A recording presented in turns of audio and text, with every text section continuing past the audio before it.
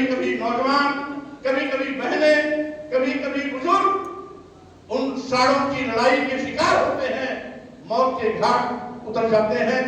ऐसी हालात है कि योगी सरकार इन सब की अनदेखी कर रही है। आज महंगाई का आलम यह है कि वो कभी रुकने का नाम ही नहीं ले रही है।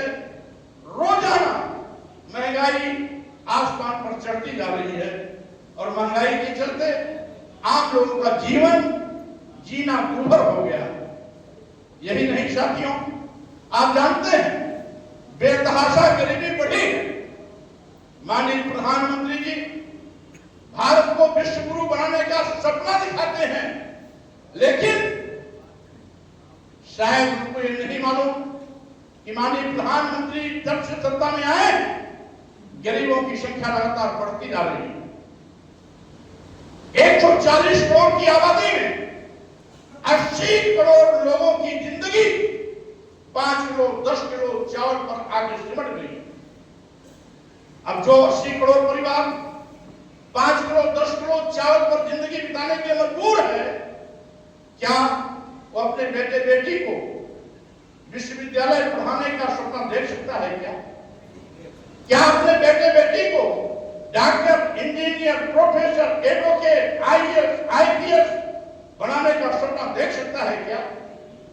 क्योंकि 5 किलो 10 किलो चावल पर पान आज जिंदगी जीने वाला 80 करोड़ व्यक्ति आज इस बात का प्रमाण है कि इस देश में गरीबी बेतहाशा बढ़ी है। देश कंगाल होता जा रहा है। लाचारी, गरीबी, भूखमरी देश में मुंह बाए खड़ी है, लेकिन सत्ता में बैठे हुए लोग सत्ता मद में चूर होकर आज जनहित के मुद्दों की अनदेखी कर रहे हैं। साथियों, मैं कहना चाहता हूं, आज यही नहीं, आपने देखा अभी अभी 27,764 स्कूल योगी सरकार बंद कर रही है।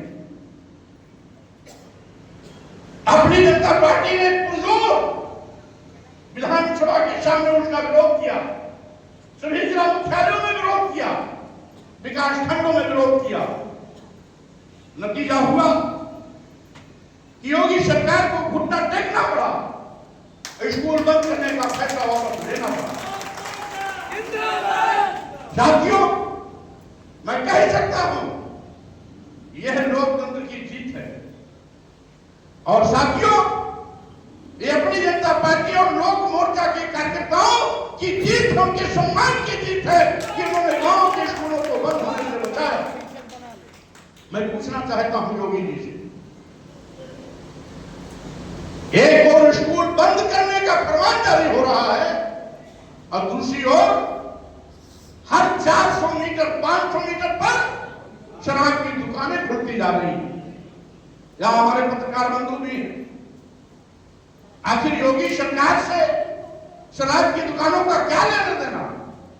हर 400-500 मीटर पर शराब की दुकानें खुल रही हैं और 1 किलोमीटर के अंतर पर बसे हुए स्कूल बंद किए जा रहे हैं।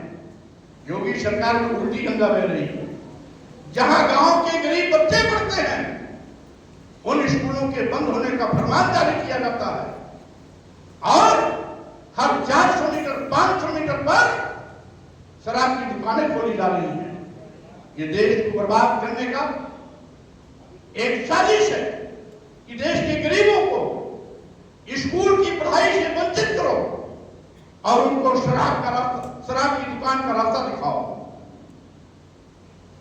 यानी योगी सरकार, मोदी सरकार देश के नौजवानों को बेरोजगार बना रही है, देश के नौजवानों को स्कूली शिक्षा से वंचित करने का पाप कर रही है। योगी मोदी सरकार इस देश के नौजवानों को शराब की दुकान की ओर भेजने के लिए प्रेरित कर रही है। ये बहुत बड़ा देश के प्रति मजाक है, देश के नौजवानों के भविष्य के साथ खिलवाड़ है। इसलिए सावधान रहने की आवश्यकता है। मैं कहना चाहता हूं साथियों, जब से भाजपा सरकार आई हमारे अनुसूचित जात, अनुसूचित जनजाति, पिछड़े वर्गों का जो आरक्षण था, बाबा साहब डॉक्टर अम्बेडकर ने भारतीय संविधान के माध्यम से जो आरक्षण का त्याग किया था, वो शून्य और निष्प्रभावी कर दिया गया। और सामान्य वर्ग के लोग जिनकी आबादी मात्र 8% है, उनको 10% ईडब्ल्यूएस के नाम पर आरक्षण दिया, यानी 90% लोगों को जो आरक्षण एससी एसटी के और बैकवर्ड के नाम पर दिया गया था, बैकवर्ड क्योंकि आबादी को 54% के आधार पर दिया गया था। माननीय सुप्रीम कोर्ट का एक डायरेक्शन था कि 50% से ज्यादा आरक्षण नहीं दिया जा सकता, इसे 54 के बजाय 27 दिया गया। लेकिन योगी मोदी की सरकार ने उस 27% आरक्षण का भी बंटाधार कर दिया।